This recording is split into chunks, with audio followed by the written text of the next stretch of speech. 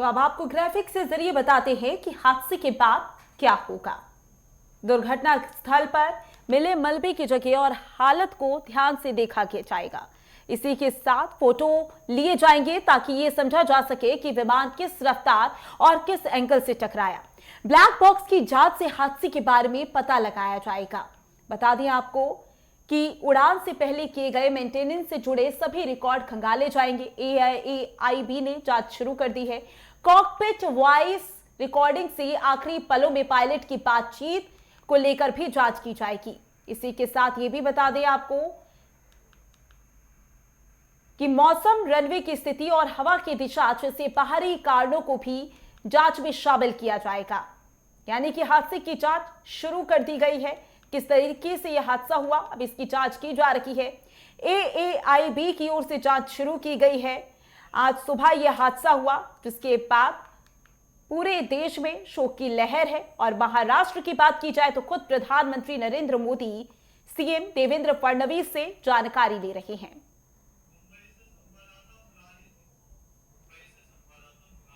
और इसी पर ज्यादा जानकारी के लिए मुंबई से हमारे संवाददाता मुरारी सिंह हमारे साथ जुड़ गए हैं। मुरारी, जिस तरीके से हादसा हुआ, जिस तरीके से अजित पवार की मौत हुई, उनका निधन हुआ, इस बात को लेकर पूरा देश अभी दुख के माहौल में डूबा हुआ है। अभी किस तरीके से जांच शुरू की जा रही है, क्या कुछ बयान सामने आ रहे हैं?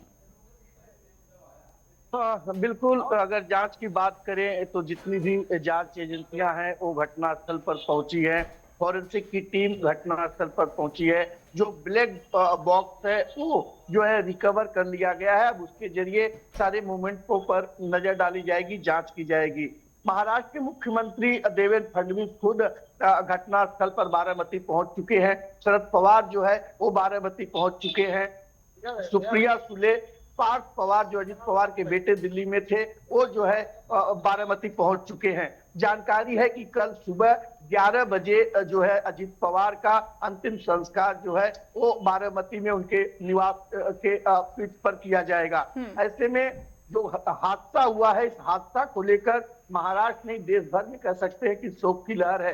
खास करके अगर मुंबई की बात करें तो जो दफ्तर है, जो ऑफिस है एनसीपी की है, वहां पर मातम पसरा हुआ है। दूर दराज से भी जो कार्यकर्ता पदाधिकारी हैं वो पहुंचे हुए हैं।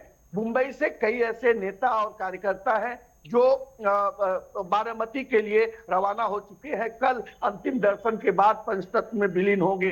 हादसे की जांच को लेकर के जो दो टीमें घटनास्थल पर है, वो सबसे पहले जानने की कोशिश की जा रही है कि क्या प्लेन रनवे पर उतरने के बाद क्रैश हुआ था या उतरने से पहले ही उसमें आग लगी थी। दूसरा पहलू ये देखा जा रहा है कि जब 8:10 पर मुंबई से जो है कि प्राइवेट चार्टर्ड विमान उड़ता है, 8:45 पर जब वो बारामती पहुंचता है और रनवे पर जिस तरीके से ग्रीन सिग्नल देखे जा रहे हैं उसमें ये बताया जा रहा है कि पहली बार उसने रनवे नहीं देख पाया और पायलट जब दूसरी बार कोशिश किया। मुरारी, अभी तक मिली जानकारी के अनुसार दूसरी बार लैंडिंग की कोशिश के दौरान दरअसल ये हादसा हुआ और इस दुखद हादसे में अजीत पवार की मौत हो गई। बने रहिए हमारे साथ, लौटेंगे आपके पास और जानकारी के लिए।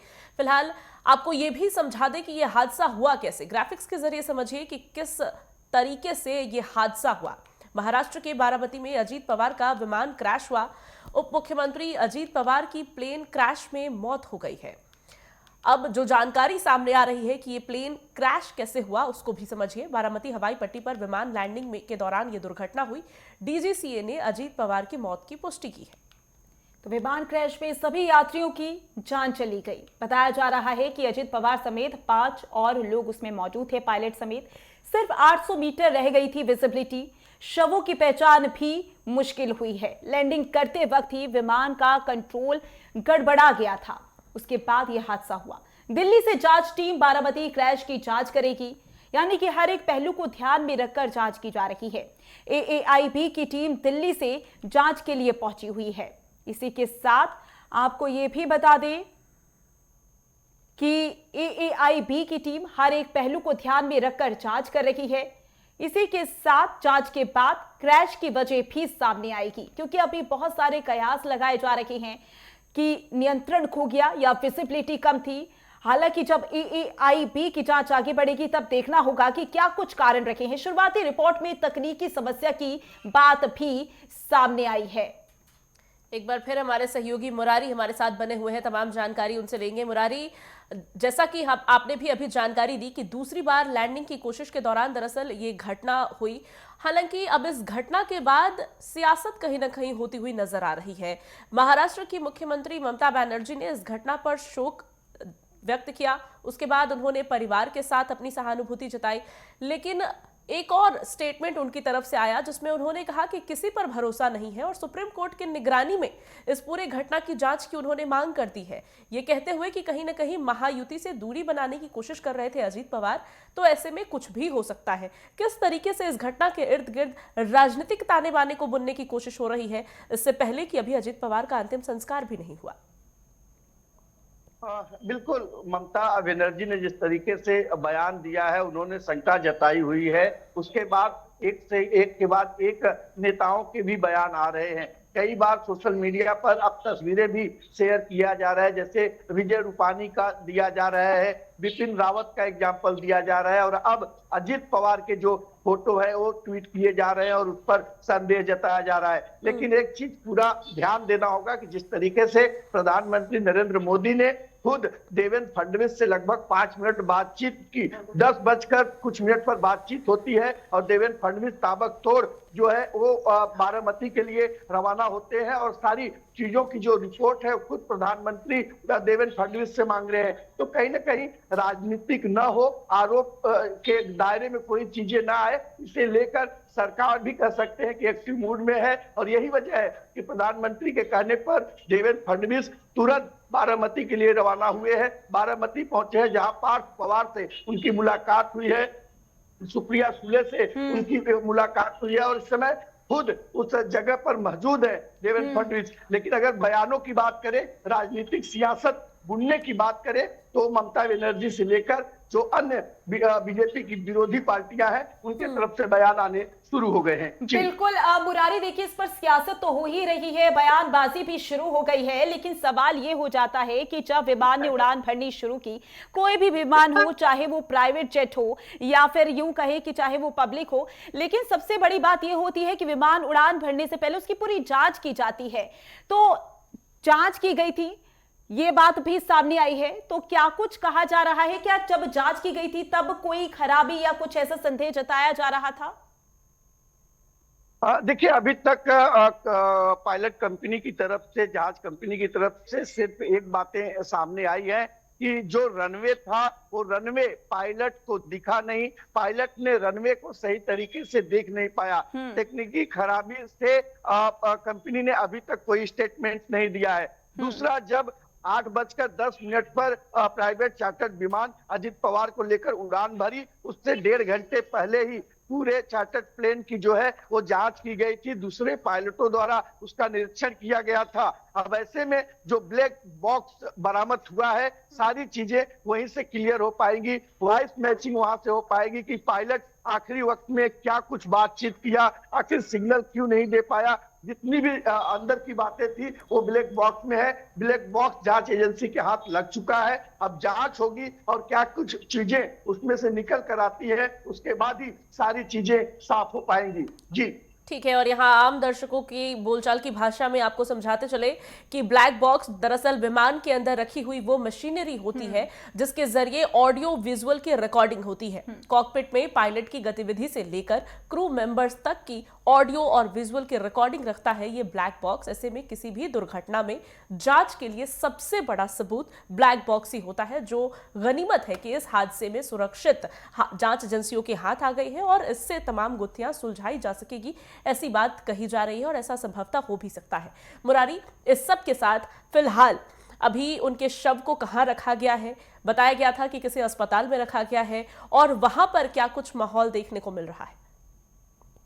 बिल्कुल घटना के बाद ही पहुंची एम्बुलेंस और एजेंसियों द्वारा उनके पार्थिव शरीर को जो है बारामती जिला अस्पताल में लाया गया है। अभी भी उनकी पार्थिव शरीर वहीं पर है। जानकारी है कि थोड़ी देर बाद जो है उनके पार्थिव शरीर को उनके घर के पास जो विद्यालय है वहां पर रखा जाएगा, ताकि जो दूर दराज से आने वाले लोग या कार्यकर्ता पदाधिकारी है वो दर्शन कर सके। उनके अंतिम संस्कार को भी लेकर के घाटों पर कर सकते हैं कि तैयारी के निर्देश दिए जाए हैं। कल सुबह जिस तरीके से साफ कर दिया,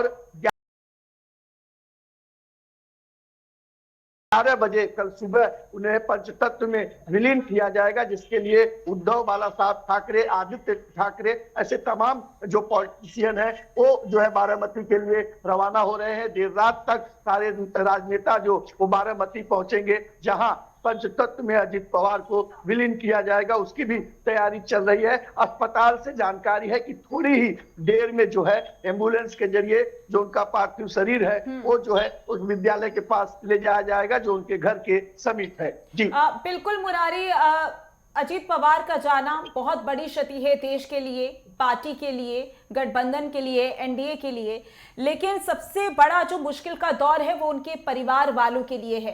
तो परिजनों में इस समय किस तरीके से गमगीन माहौल बना हुआ है? क्या शरद पवार की ओर से कोई बयान सामने आया?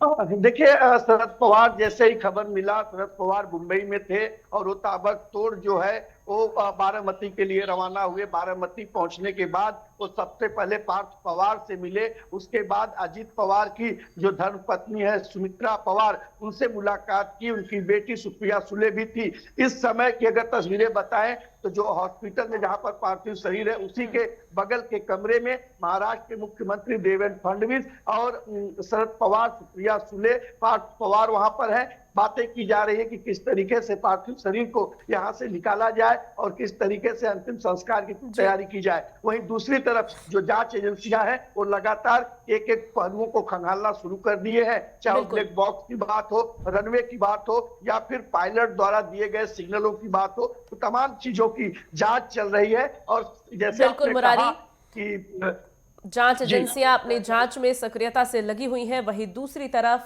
परिजन कहीं ना कहीं इस क्षति से उबर पाने में अभी उनको वक्त लगेगा। महाराष्ट्र की सियासत के लिए बहुत बड़ा नुकसान है। 4 दशक की लंबी राजनीति पर विराम लग गया है। एक